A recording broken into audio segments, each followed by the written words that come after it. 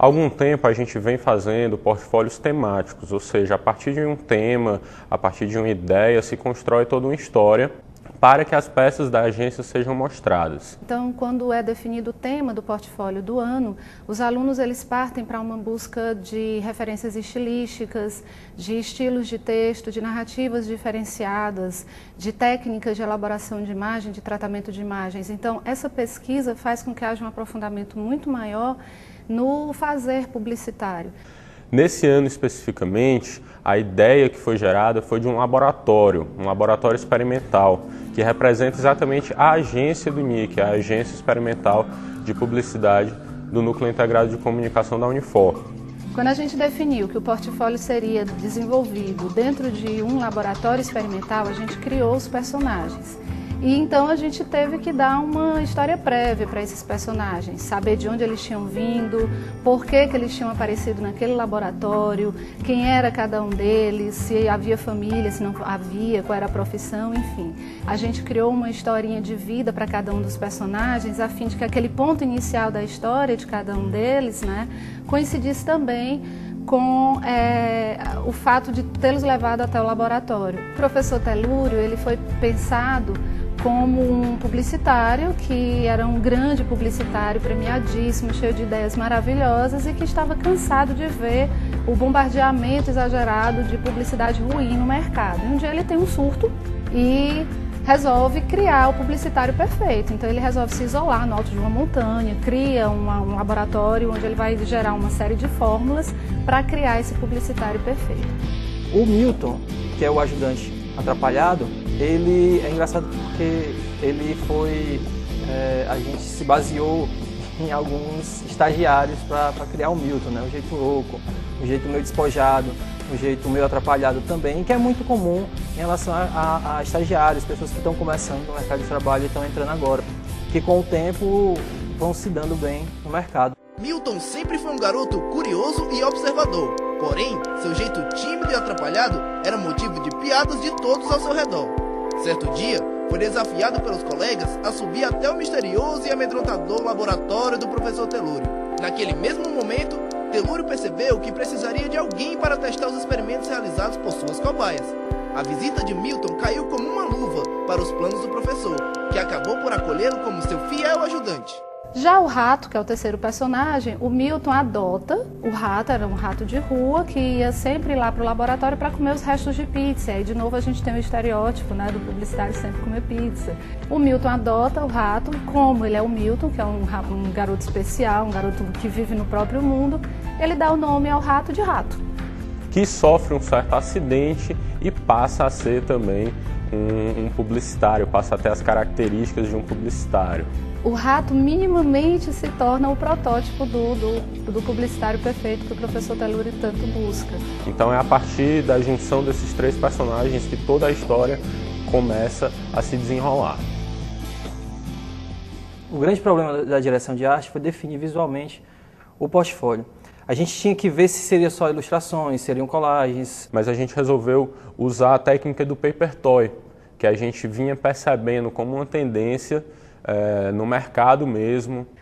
Os personagens a gente meio que fez adaptações com moldes disponíveis na internet, né? O professor Telúrio, a gente usou a boneca da Coraline, né, do filme Coraline. Então, assim, foi uma dificuldade que a gente teve em primeiro momento, pensar nessas coisas 3D, porque a gente ia criando os objetos, e depois pensar 2D para a gente mandar para impressão e montar depois. Então a gente teve que realmente assim, ver proporção, ver tamanho real, ver como é que ficava isso dentro do cenário. Então para construir os personagens, para construir os cenários, foi necessário realmente quase um projeto assim, de engenharia, né? Claro que guardado as devidas proporções. Uma das coisas legais dentro do cenário é que a gente conseguiu inserir uma série de elementos regionais. Então dentro do laboratório, a gente vai ver, por exemplo, um quadro que é uma referência às obras do Andy Warhol. A gente colocou o lampião, todo colorido, de várias cores, etc. A gente colocou o refrigerante São Gerardo, por exemplo, em vez da Pepsi ou a Coca-Cola. Além disso, tem outras coisas. A gente brincou com a Apple. Ao invés da maçã, a gente colocou um caju mordido. Então, tem uma série de brincadeirazinhas dessa dentro do cenário que não são nem assim, explícitas, tem muitas coisas que estão lá um pouco escondidas para que sejam percebidas com o tempo. Com relação ao produto físico mesmo, a gente teve que fazer tudo de maneira muito artesanal. A tiragem foi única, então a gente se esmerou muito para conseguir fazer essa encadernação, para produzir a capa dura, para a gente conseguir uma tala de madeira na carpintaria da universidade, a gente conseguiu esses parafusos, então foi um desafio muito grande para conseguir realmente produzir esse portfólio físico. A gente sempre quis manter essa ideia de experimentação no portfólio. Então, uma das soluções que a gente conseguiu foi utilizar papéis diferenciados. Então, a gente tem, por exemplo, no verso de cada uma das páginas, de todas as páginas do portfólio, a gente tem um papel Color Plus, que é um papel colorido. Quando você folheia o portfólio, quando você vê ele de lado, gera esse colorido do lado, que fica interessante. Exatamente para ampliar essa experiência tátil. Então, por exemplo, a gente tem um papel com textura que foi utilizado, recortado e colado em cima, como os balões de conversa, que atrai o usuário para passar a mão ali. A gente quer que o portfólio tenha essa intenção. A gente quis recompensar o leitor dessas duas maneiras. Não é uma coisa só visual, é uma experiência visual e tátil.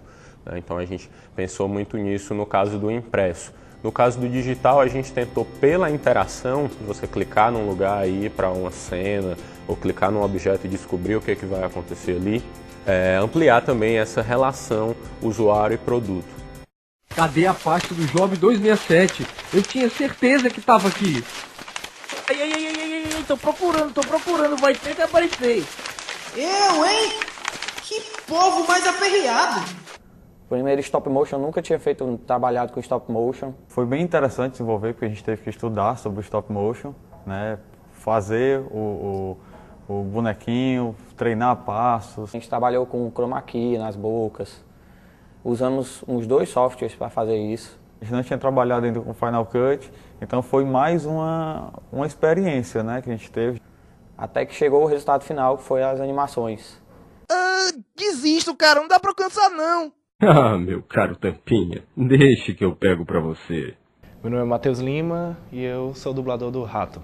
É isso aí, Telúrio, parabéns! Foi um presente imenso, assim, porque primeiro eu adoro dublagem, estou envolvido com teatro desde pequeno e tal, e gosto muito dessa parte de dar alma ao personagem, que eu acho que é isso que a dublagem faz. O personagem está ali, ele tem o corpo, ele tem os movimentos, mas a dublagem ela te dá uma personalidade,